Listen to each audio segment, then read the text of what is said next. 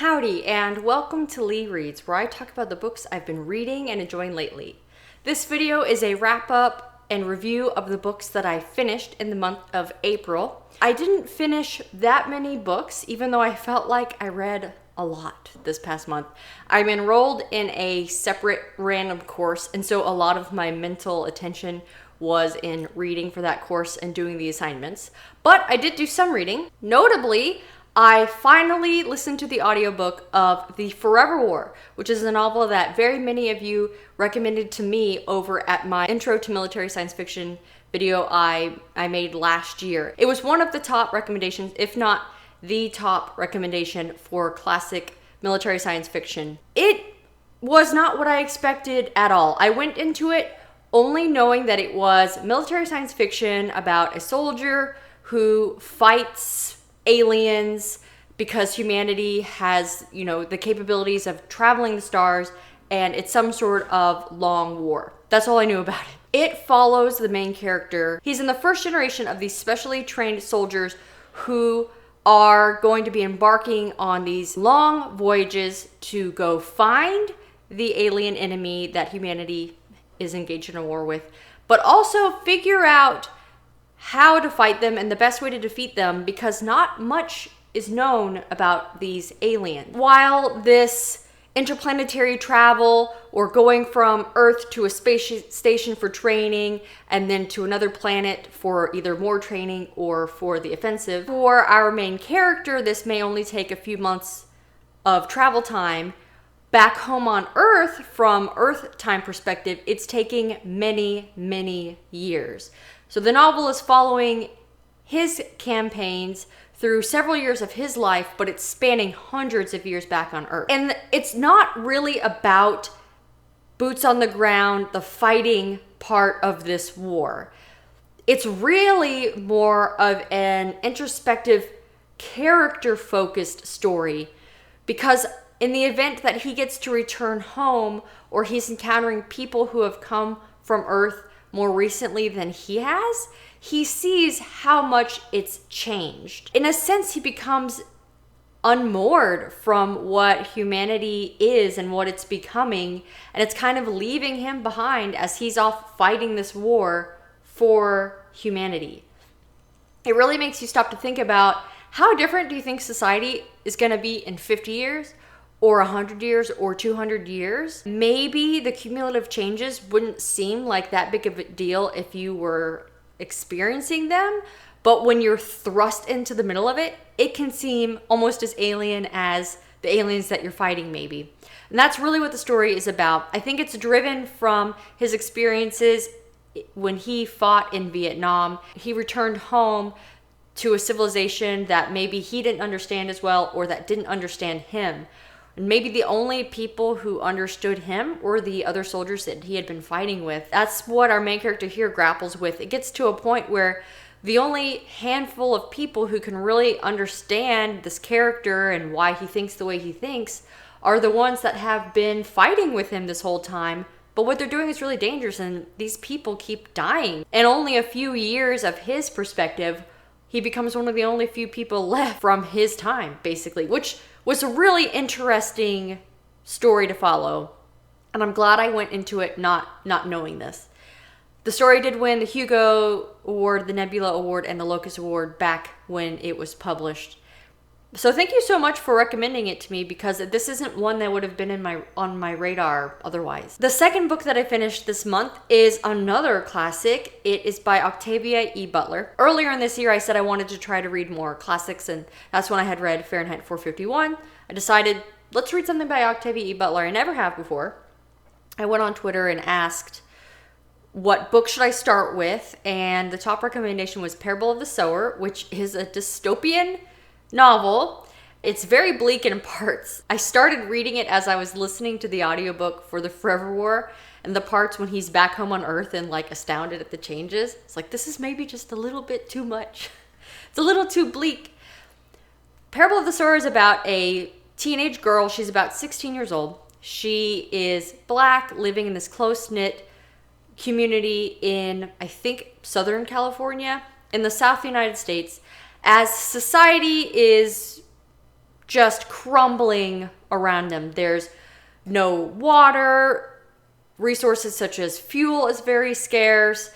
It almost feels like Great Depression era, except for now you also have this drug problem on top of it, making people do weird things. Gangs are a problem. Her family lives in this community who feels as though that they will be safe as long as they stay within their high walls, and they have a community patrol and everyone helps each other out because there's not enough of anything to go around.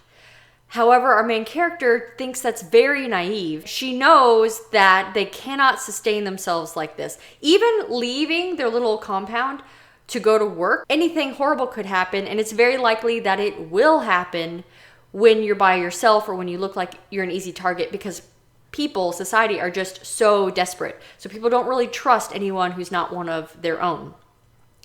Amidst this, she starts questioning her religion and writing down her thoughts of what she believes God is in a little journal. She writes down the words that she wants to live by and calls this Earth Seed.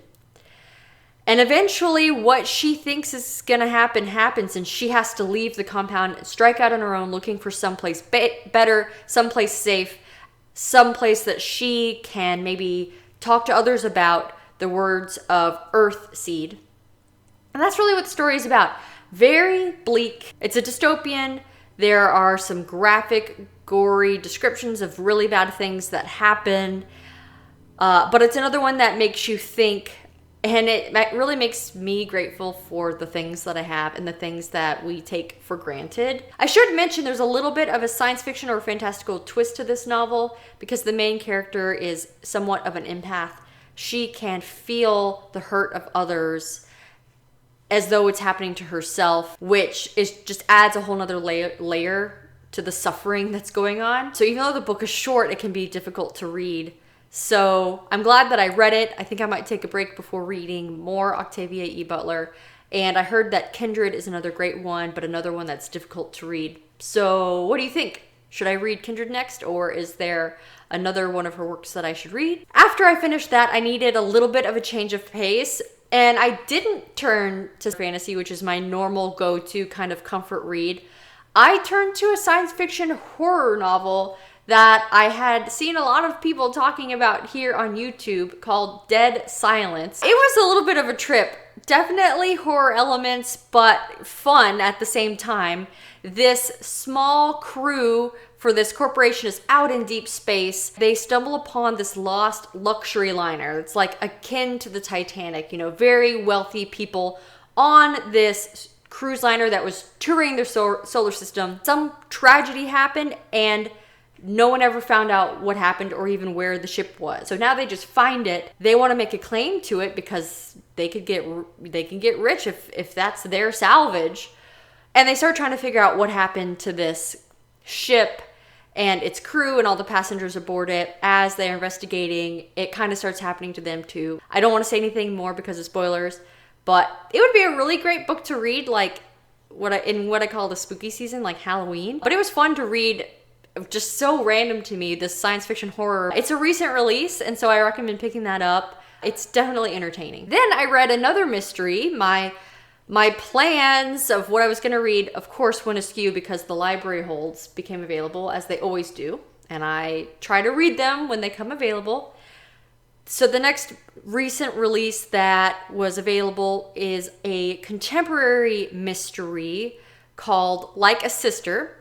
This story is about a woman whose sister is a social media celebrity. Her sister was on her way to visit her when she died. She was found dead in this park, and the initial suspicion is that it was suicide because of this woman's troubled past. But the main character, the sister, doesn't believe that this is the case and sets out to determine what really happened to her sister, especially because they had been estranged for a couple years before this happened. The interesting twist of this story is that the main character isn't a detective or a part of the police force, and so she has to employ some different means to get access to the people that she needs to talk to help figure out what happens.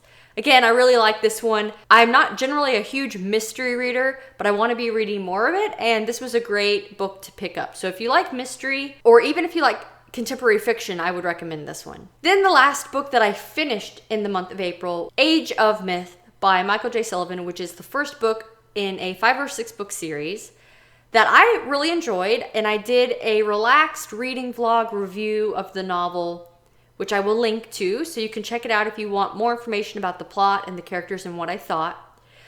Basically, this novel really does feel like a setup novel for the rest of the series, but I'm very intrigued to pick up the next novel and find out what happens, because I got really attached to the characters. Even though the writer has somewhat of a lean writing style, there's a dry humor there that I just appreciated. The characters just clicked with me and I just wanted to know what was going to happen to them next. So for a plot-driven story that moved pretty quickly, I got attached to the characters. It primarily follows several humans who get entangled in a brewing war with the Frey, which is a race of people that they call gods because they think they're immortal, and they're not. They are very long-lived, but it had been previously unknown that a human could kill a Frey, and then one of our main characters does. It launches this whole avalanche, this cascading effect that embroils the members of this village and has wider impacts. I really enjoyed it. Check out that video to get a little bit more spoiler-free details about the story. And those are the books that I read in April. It was a solid handful in my opinion. There are so many more books that I am excited to pick up. I was able to go shopping and pick up some new books for my birthday, and I'm excited to show you what I got and dive into those. As soon as the extra burden of this course that I'm in kind of calms down, I have a week more of this class and then I will be free to do more reading. Thank you so much for watching. Let me know what you thought about the books that I talked about today that you may have read. And please, I'm always open for more suggestions. And don't forget to support your local library. Thanks. Bye.